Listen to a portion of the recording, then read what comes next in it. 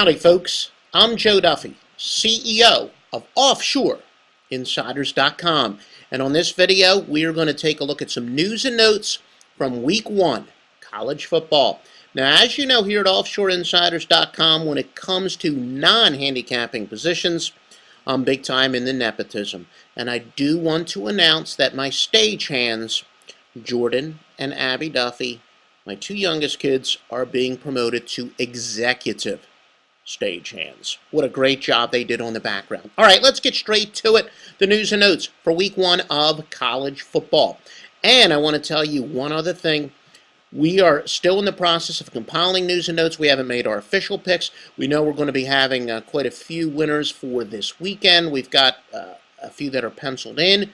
But we haven't completed the research. Go to joeduffy.net where you can get some free picks, and go to offshoreinsiders.com, click on the articles section where you can get more updated news and notes, trends, and more. Now, the football season kicks off Thursday. Minnesota at Middle Tennessee State.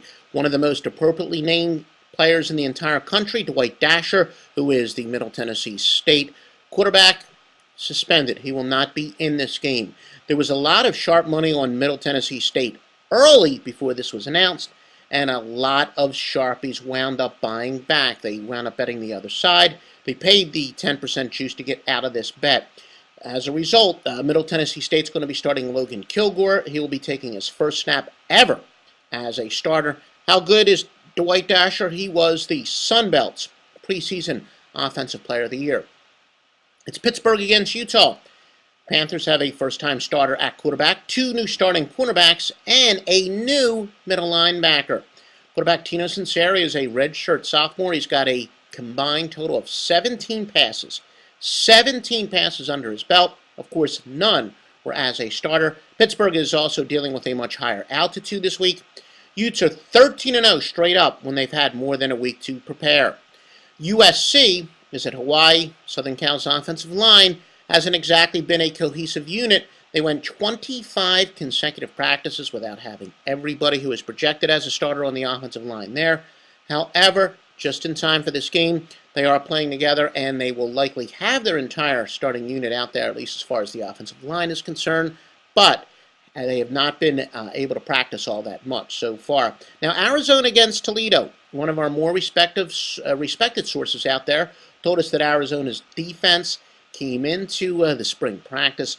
Major question mark, and make no mistake about it, they are still a question mark entering Week 1, but the last week or so, the last few days of practice, they've really been coming together quite well, recognizing assignments and tackling, and Arizona comes into this game defensively a little bit more prepared than a lot of people thought. There aren't quite as many question marks on offense, a lot on defense, but especially for totals players.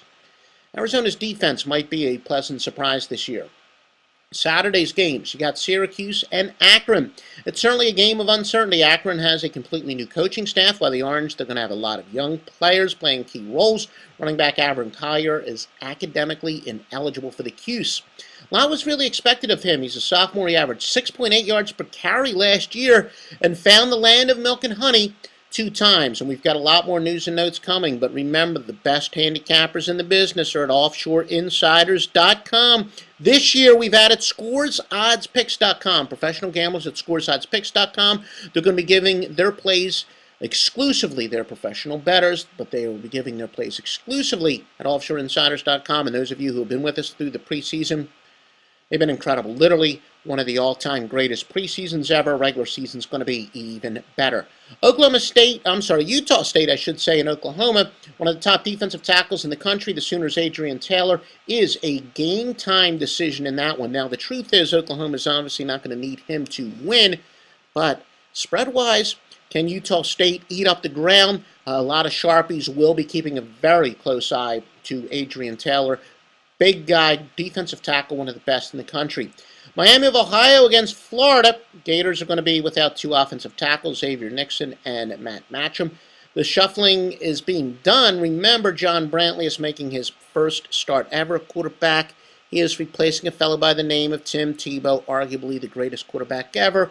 So again, Florida, they're certainly going to win this game, but new quarterback, an offensive line that's a little bit banged up.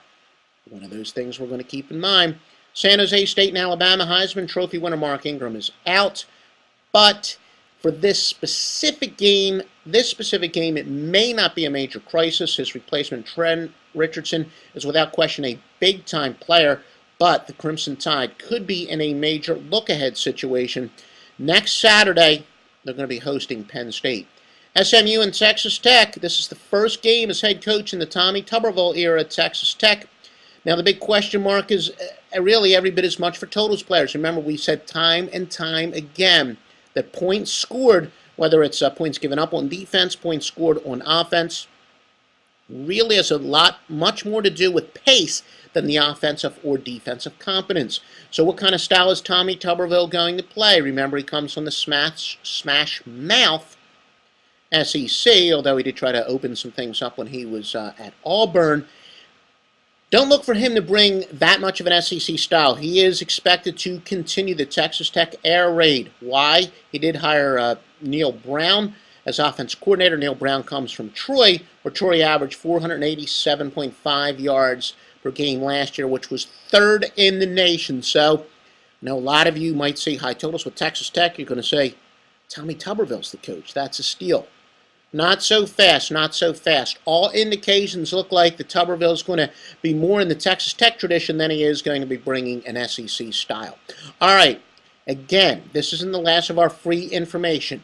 Two main sources, joeduffy.net. We're putting some picks there as well as some trends. Also, offshoreinsiders.com. Click on the articles section. We're going to have free picks from people like Matt Rivers. Matt Rivers, another guy, he'll be beginning his first full football season here at offshoreinsiders.com. It came from that site that also lost their marquee handicapper, Brandon Lang, but Matt Rivers, the all-time winningest handicapper on a syndicated network of sites, but he decided he's got to come to the show, offshoreinsiders.com, where it's always going to be about winning first and foremost.